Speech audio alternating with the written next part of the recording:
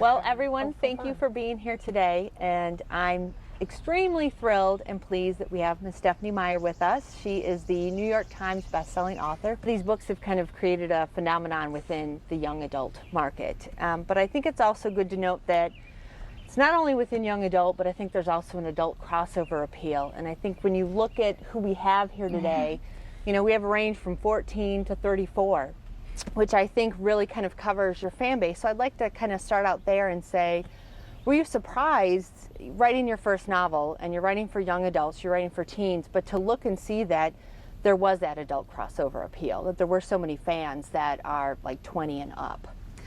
I wasn't really writing thinking I'm writing a YA novel. I'm going to think about what a 16-year-old wants to read, and I'll write that. I was writing it just for me. I wasn't going to show anyone this. And I was 29 at the time. So to me, it seems really natural that I have this little group of 30-somethings, you know, and that just seems, of course, because that's who I was really writing it for. Yeah. I don't think high school is something that you ever really get over, unfortunately. I mean, some ways it's good, some ways it's not, but that's something everyone can go back to really easily in their heads. I have a question about the writing of Twilight. You said that you had a dream that was the meadow scene. And how did the whole story in the world of Twilight evolve from around that? Like, where did the idea of vampires and, you know, Bella and Edward and their story develop from that? See, and I wish I could answer that question better, because it'd be nice to say this is how it works, but I don't know why I was dreaming about vampires, because I certainly hadn't read or watched anything about them. And then I didn't know where the story was going. I didn't have an outline. I sat down, I wrote out that scene that just had captured I couldn't think about anything else. You know, here was this guy and he was in love with her, but he wanted to kill her, and I was just so caught up in that. And then when I finished that scene, and I was just going to write it so I wouldn't forget it, then I was like, okay, but what would have happened next? And how would they have gone about their lives from that point on? And I just started writing, and I didn't know what I was going to write next. It wasn't like I said, and I'm going to get to this scene, and then I'll get to this one. No, I was just writing it, and just kind of came at the time, which is so much fun, but just never happens again. That's a once-in-a-lifetime experience. So I've always been curious, what was your life like before Twilight ever came to your dream world? It was a lot the same as it is now, and then completely different. It kind of changes, because some days I'm doing this, and then other days it's just the same. I'm at home with my kids like usual. When I wrote Twilight, just before that, I was, you know, I'm a stay-at-home mom. I have my 3 little boys. We were potty training, which was not fun. And everything was really normal. I was not thinking, gosh, I wish I could write a book, or I really wish that I could sit down and start a new career. It was not the way my mind was working. And so it really was a black and white. One day I was not a writer, the next day I was, which is not the way it usually works. And I dug back through some of my old journals and stuff. I found one place in 2nd grade, 3rd choice on my list of things I wanted to be when I grew up. It was ballet dancer, which didn't happen, paleontologist, and then writer. And so it never was a first place priority for me. I think it's funny how it just, you know, obviously I must have been wanting that outlet, because once I found it, it was so much fun. Everything revolved around that. I can't go see a movie because it's like 3 hours away from my computer. I can't do that. It's such a huge part of my life. It's hard to imagine my life without it now. But back then, it was just, I mean, I scrapbooked.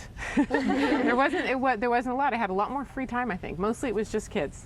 3 kids are quite a career. Yeah, I bet.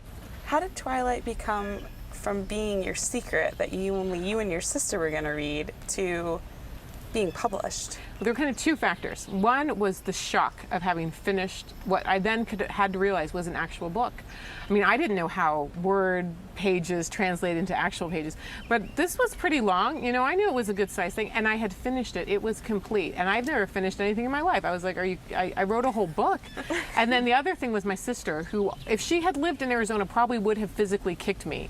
She's like, you have to do it. Just send it out to someone. And then I started looking at it. It's hard. You have to go through agents, and you have to send out these horrible queries that are just a nightmare to try and summarize. I dare anyone to summarize Twilight in 10 sentences and not make it sound like a bad episode of Buffy the Vampire Slayer. It's impossible. And so that was really hard, but I still don't know where I got the courage from, because it's not my usual thing. I think I was meant to be doing this, and so I had a little extra help because it's not my usual personality at all. when my friend brought me Twilight and said, you need to read this book, and I said, well, what's it about? And she goes, it's about vampires. And I went, yeah, I don't know about that. That's not typically what I read. And she goes, no, seriously, you have to read this. The vampire thing is hard. How many of you were into vampire books? Because there's. I didn't know it was about vampires. See, and that's my hardest thing to say is when people say, what's it about?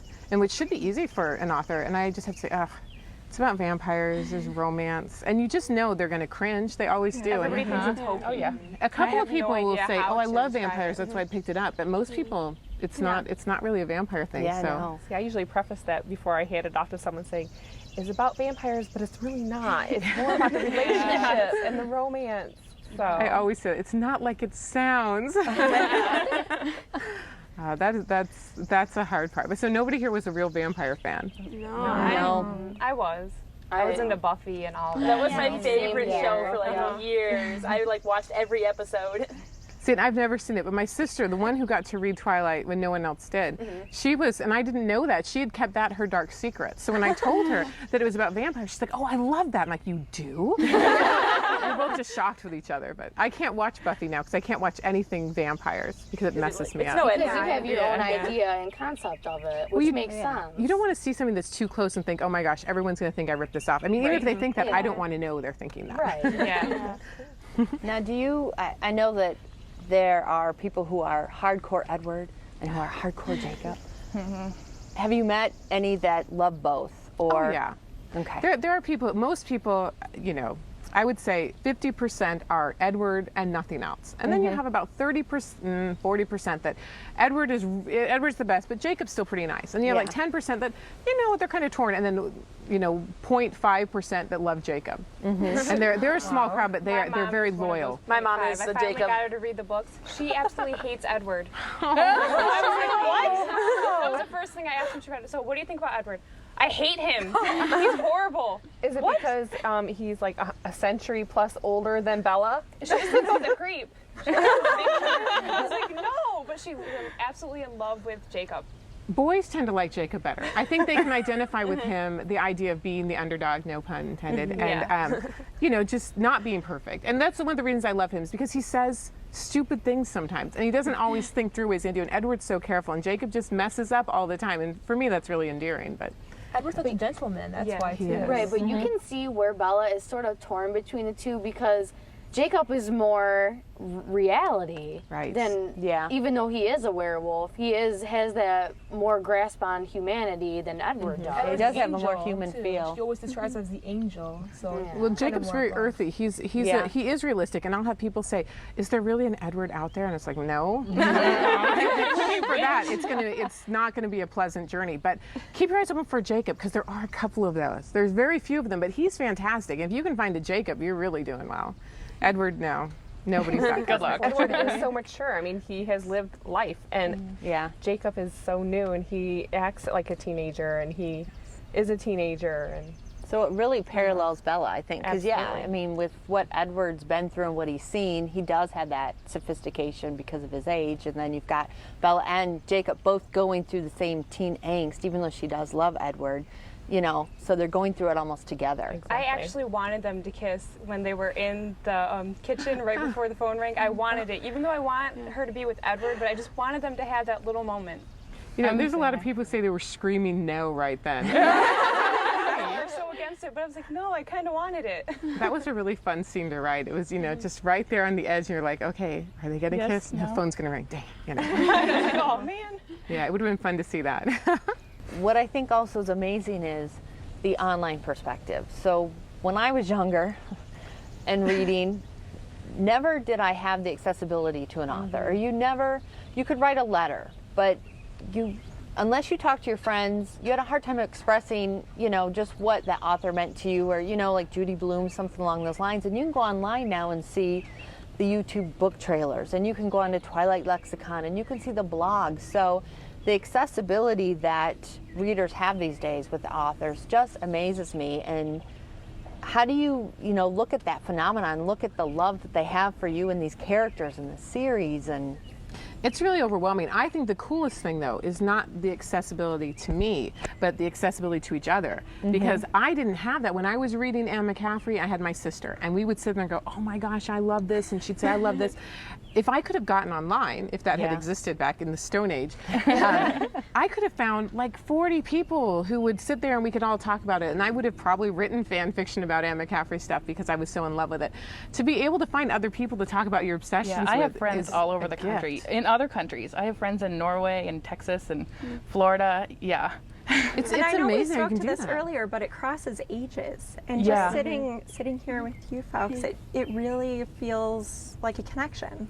And I think that's a beautiful thing. I had really good luck with everyone that I've met. You know, I was worried going in. I had an interview with a library, and they said, are you worried about Christian backlash? Because Harry Potter was just going through people saying it's evil. And I said, you know, I'm not really worried about Christians as much as I'm about vampire fans. I mean, they seem a little scarier to me. But I have never met anybody with the book. You know, maybe the little girl who hates Jacob, but she was sweet. She really was. But everybody has been so cool, and we seem to get each other. And I think they put enough of myself in the book that people who really get it, enough to fly out to an event or drive out to Forks or something, people who get it that much, we get along really well. So I've just had so much fun. I've made so many friends through this all over the world. I have friends in Spain now, and I have friends in Slovakia. If that's not the coolest thing in the world, I don't know what is. Have the blogs and chat rooms had any influence on the way your stories have been written? No, because my stories were mostly done before Twilight ever came out. I mean, I was finished with the rough draft of Eclipse before Twilight came out. And I had that sequel that I just can't escape. You know, the first one that I wrote that I called Forever Dawn, and it was cheesy, but I laid out the future of where the characters were going to go, and a lot of things have changed, but a lot of things have stayed the same. So it hasn't affected at all where the story's going, which is probably good, because it's hard sometimes to read people saying, oh, I really wish this would happen in book 3, and think, oh, it's not going to, and that poor person's going to be disappointed. Sure. And so I'm glad I have them all set in stone, though. It'd probably be hard not to be influenced. I think it would be hard. But I also think as readers, we love the characters so much that we have faith that the author's taking them to where they are going to go. I mean, I hope so. Path. I hope people feel that way. It's hard sometimes because, you know, Belle and Edward, they feel like they belong to me, but then they feel like they belong to other people too, and I don't want to disappoint those people who love them.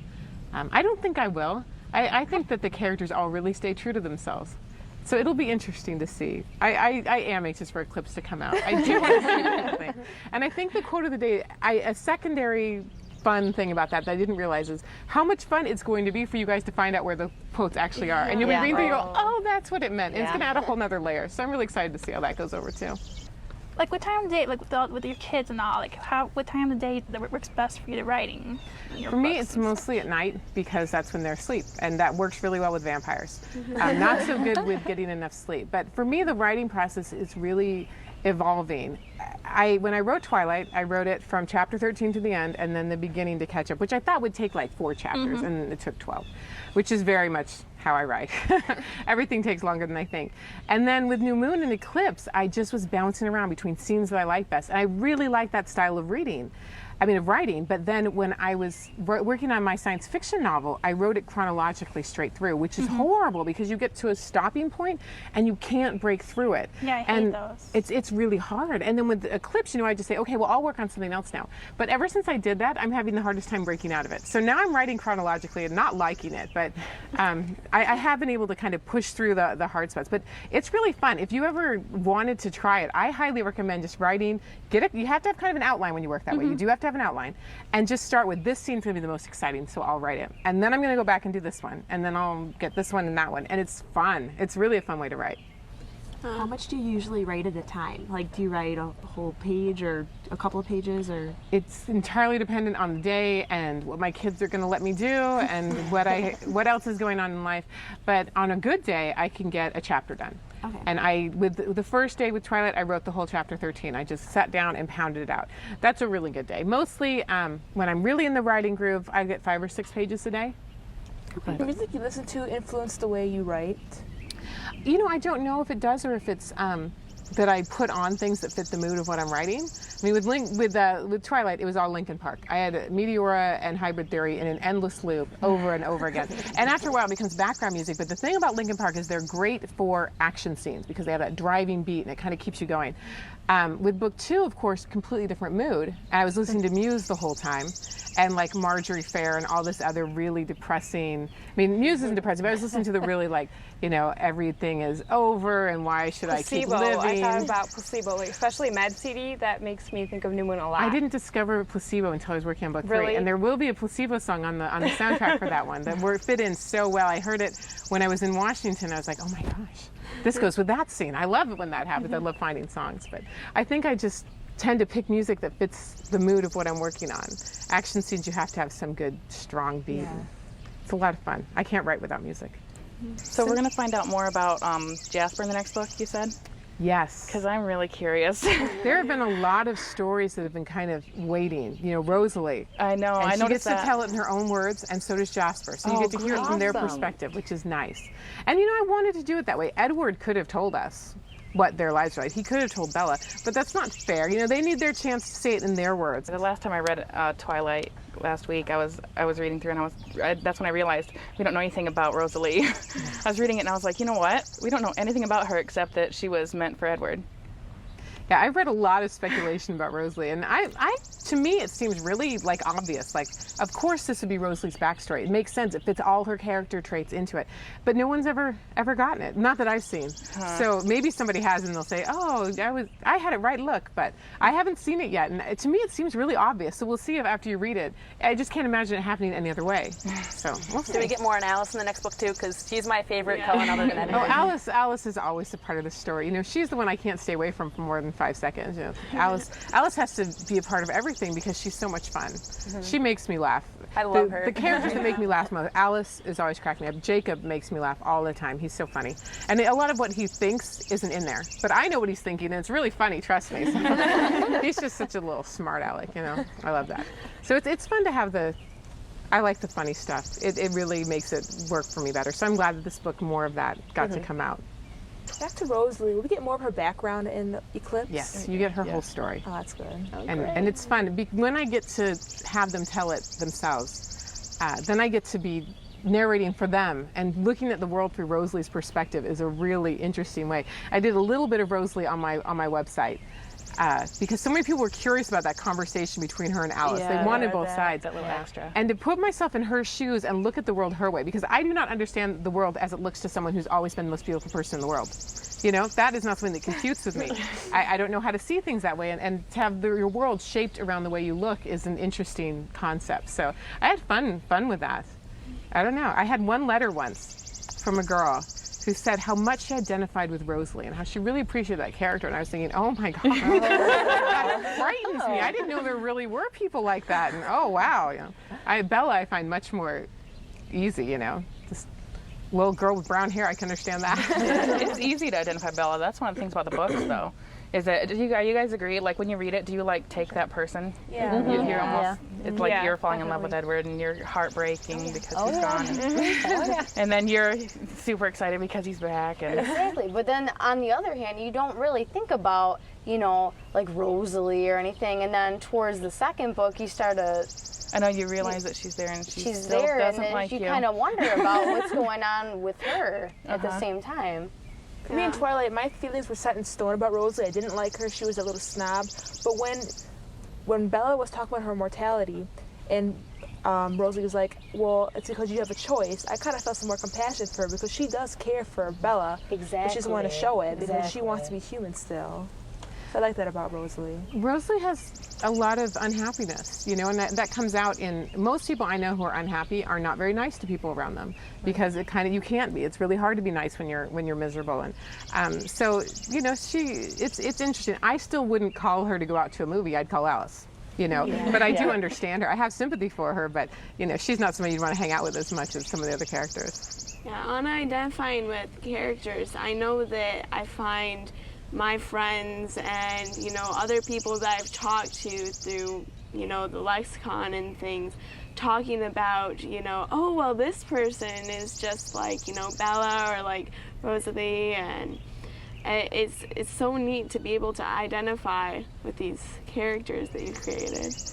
I think a couple of people ask me if I know these people, and like I took a character, and there's just a few that are actually based on reality, and it's people like Jessica and Lauren, because we all know Jessica's and Lauren. And I know a couple of really great Angelas, which is nice, but so it's more the human people. The vampires are more kind of their own thing. But you know Mike? I do know Mike. And Eric? Yes. Oh, lots of Erics. Lots of Erics. And then with the wolves, my brother Paul, I named a lot of characters in the second book because Jacob was in there, but I actually named Jacob after a kid I met when I was 14 who left me with a big impression. He was Navajo Indian, and that was sort of my love affair with Native Americans at that point started. I've always found them just fascinating, the history and everything. And so I had this character named Jacob who was named after that boy that I met. But my brothers and sisters are like, how come Jake gets his name in here and we don't? So everybody's name had to go in. So I named one of the characters Paul, and he was not... His personality hadn't really been developed yet. And once I named him Paul, he became Paul. And now my brother's mad. He's like, oh, thanks a lot, Steph. I'm so glad that I'm the werewolf with the temper problem. And I'm like, wonder where I got that from, Paul. No, but he's great. He did the whole motorcycle scene for me. I don't know how to ride a motorcycle. And he sat down, and the way he described it was so... I felt like I had a ride on a motorcycle. So, Paul, you should probably be writing. It was really amazing. So, brothers are great. They help you write male characters really well. I was just going to ask, is Alice your sister? No, Alice, I wish I knew an Alice, because she is, I guess, the dream best friend. She's what everybody wants for a best friend. No, my sister's kind of like Esme. She's so sweet, And so, I have two sisters, and they both have their own little personalities. My younger sister got to be the vampire with sex appeal. She got to be Heidi, which is nice. She likes that. But Emily actually is kind of like her namesake too. Emily Young in the novels is also kind of a very sweet person. When you did the scene with the blood typing in the first one, like when you made Bella start showing the queasiness of blood, was that like an intentional thing that's going to come back later, like throughout all the books? When I was writing the first of Twilight, again, remember, no one was ever going to see this but me and Emily. This is my dark secret. My husband didn't know about this. This was completely me. So I was having fun. Biology room, actually, that was autobiographical. I did pass out when I didn't even prick my finger, because I wouldn't. And everybody around me like, ew, look. And I just zonk right on the table. So I didn't have a vampire rescue me, sadly. But that one, actually, I do have blood issues, which is probably why I ended up writing about vampires, because I have bigger reactions to blood than most people. Although I'm not like Bella completely, but I do with the get smell, sick. is that what you got? The smell, like that's what you think it smells like? Well, it's kind of the mental thing. Like, needles, yeah. You get over that. You have a couple kids, they stick all these huge needles in you. You get past it. But as a teenager, I had problems. So notice no holes in my ears. Is that going to be an issue then in the next book? You know what? It's not a real central issue to it. No. It's not something that comes up too much. I think there's one queasy scene. Well, we're just thinking, like, if Bella turns, how is she going to deal with the blood issue? I've seen a ton of speculation on that. And, for me, that never really occurred to me because it's such a different thing. You are not human anymore. You are another creature at that point, and you survive on blood. So it never occurred to me that, ooh, Bella wouldn't want to suck blood. Well, she'd be a vampire. I don't think there'd be a problem there, The problem would be not doing it, I think. Now that we've, all read, what the consequences and everything are, what do you want to happen? Do you want Bella to turn?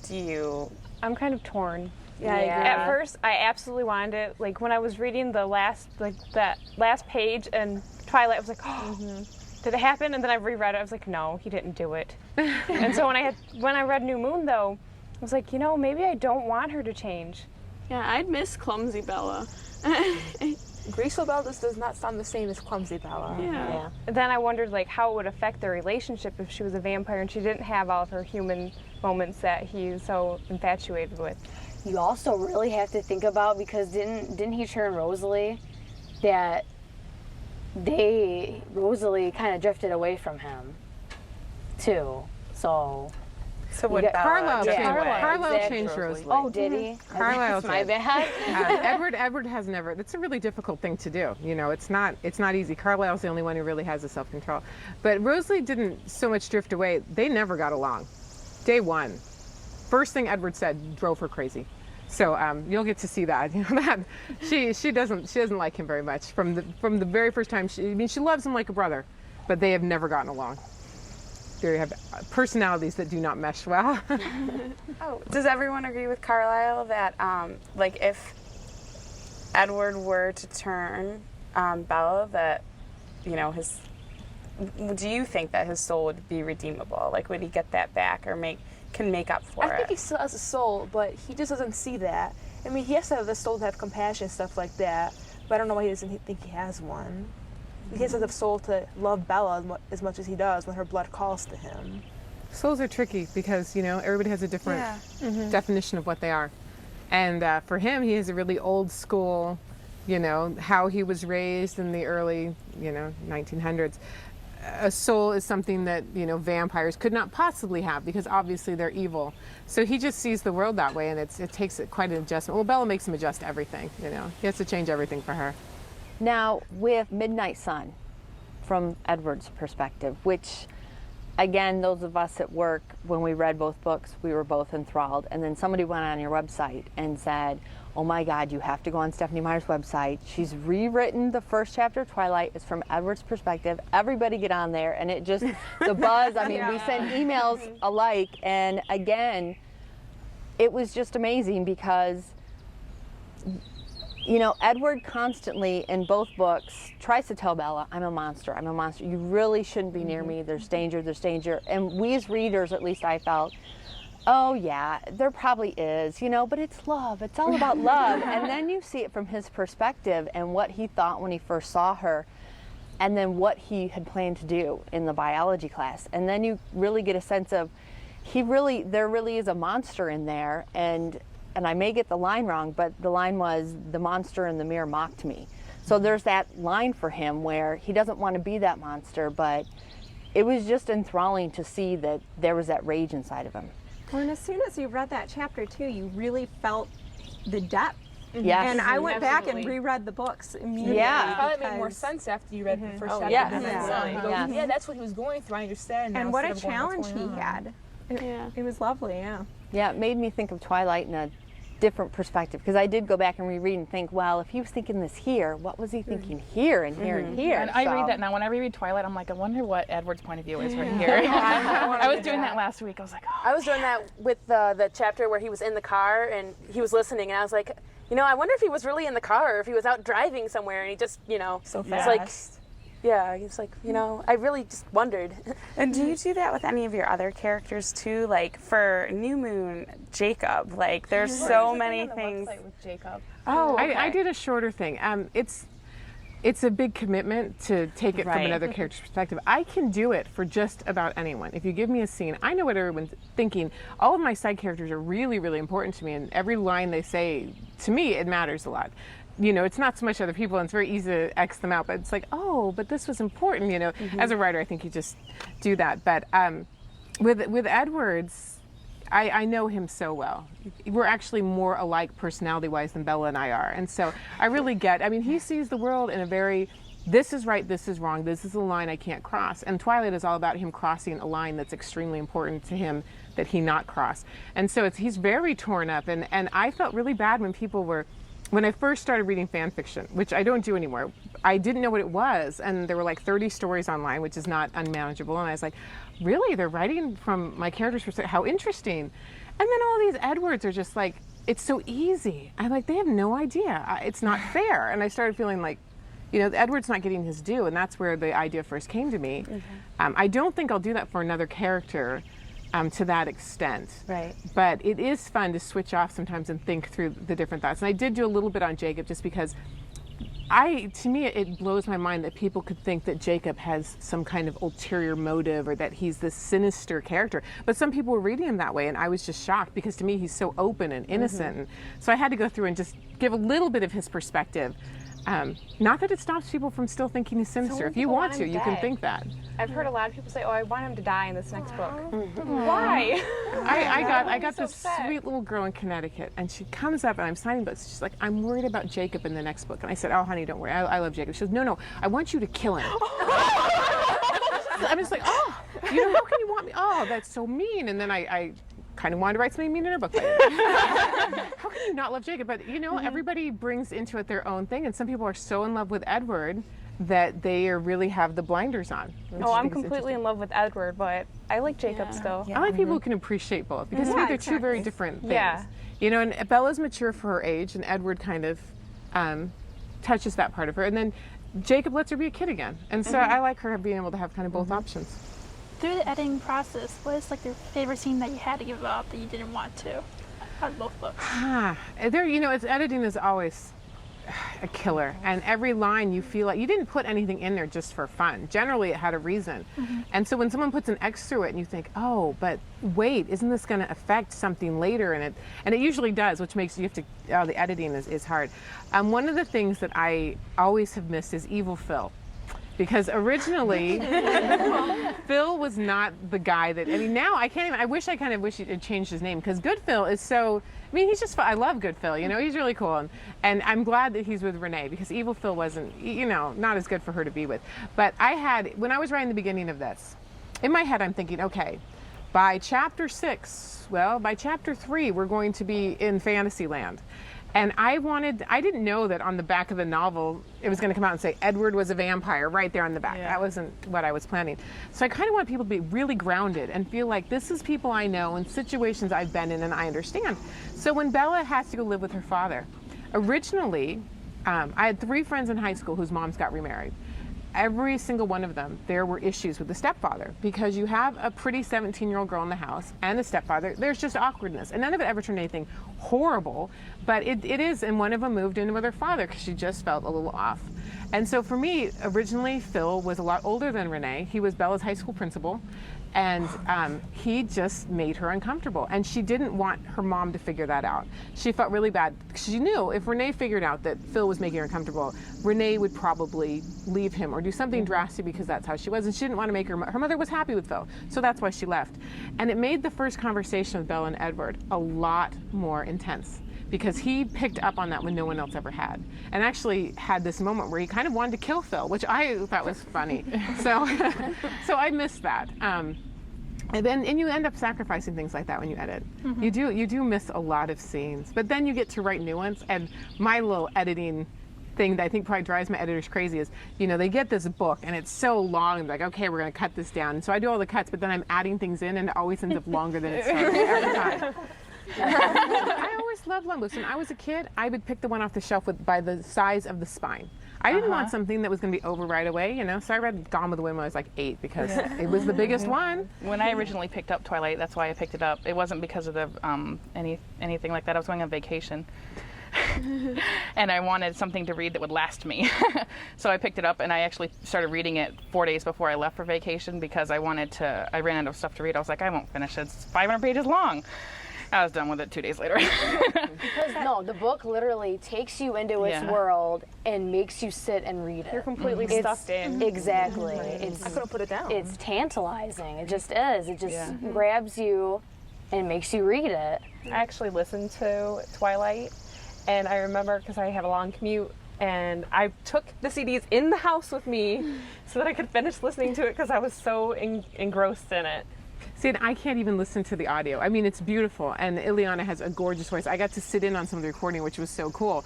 But when I listen to someone else read it, I hear all the mistakes. Like, I should have said that way, and that sentence is just a little bit off, and the balancing drives me insane. I can't, for my sanity's sake, listen to other people read it, because I hear every mistake that I made, and it's just, oh. Well, I prefer like my own voice in my head, because like when I do it, like I hear the explanations like different, and like it's just, it's good to listen to it. It's just, I'd rather hear my own voice, like in how I pictured they would sound. What advice do you have for aspiring authors? Well, I think the main thing is, if you love to write, then you're a writer. If you want to have written a novel, maybe you should give up. Because I notice a lot of people say, oh, I've always wanted to have written a book, you know, have it done. It's not the writing process they're interested in. They want to be an author and to do tours, and that's not the good part. The good part is the writing. And if that's what you love, if you love telling yourself stories, then keep at it. And it doesn't matter. You know what? If no one had ever read Twilight, if I'd never been published, I would still be working on book 4 right now, because that's the good part, is the writing of it. So as long as you love it, you are a writer. And if you want to publish it, think about that later. Finish it first. That's really good advice. Do not get worked up about the publishing process until you're done, because there's too much, right, that's the good part, and then worry about it. But if you love it, you already are an author. Well, Stephenie, thank you so much for coming today and sitting down. Thank you. with It's us. always a pleasure to get to talk to other people who believe in Edward and Bella too. Makes Thank it you. real. Thank you very much. They want me to go to Argentina. It's like for everything that people say. I don't know. That's kind of scary for me. So. Pancho, of course, my husband's like, well, he speaks Spanish, so it's easy for him. When we were in Spain, how easy was that? I don't know if it has bad feel or not. I hope not. Tattoos in there. I brought him home, and he's like, I want him. Put him on me. So he had one Bella right here, new one right here, and the flower right here. 19. I wanted to have too late, like 2 nights ago. Hindsight, but there are some boys. In fact, in Europe, the boys are a lot more comfortable with it. They don't worry that someone, that's a girl's book. They don't even think that way. So there were tons of boys that read it, and it was really interesting for me to see the difference. And they love Jacob. The guys love Jacob. Pretty much all the guys we know, they like don't read books. Yeah. So they're like, Even know what book is. so what's that? Do you think when Edward's perspective comes out, like that will introduce more boys? I wonder. He's pretty obsessed with Bella, and I don't know if guys will identify with that or be like, I don't think about girls that way, Yeah. Same thing with like bands Movies. too. Or that, yeah.